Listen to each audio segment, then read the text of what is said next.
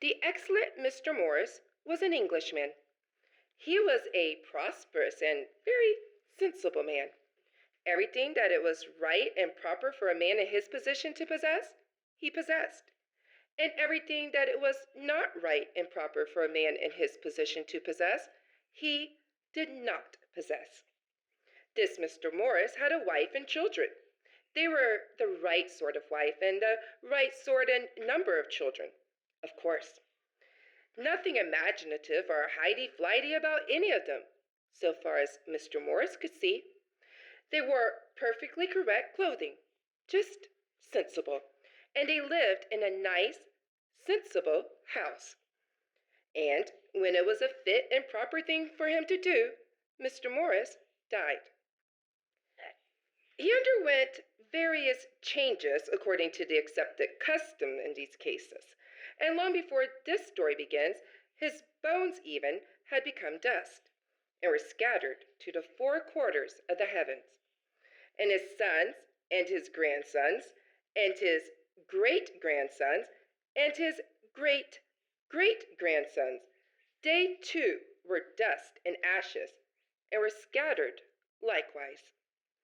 It was a thing he could not have imagined, that a day would come when even his great-great-grandsons would be scattered to the four winds of heaven. If anyone had suggested it to him, he would have resented it. He was one of those worthy people who take no interest in the future of mankind at all. He had grave doubts, indeed, if there was any future for mankind after he was dead. It seemed quite impossible and quite uninteresting to imagine anything happening after he was dead. Yet the thing was so. And when even his great-great-grandson was dead and decayed and forgotten, and all that Mr. Morris had found real and important was dead, the world was still going on, and people were still going about it, just as heedless and impatient of the future, or indeed of anything but their own selves and property, as Mr. Morris had been.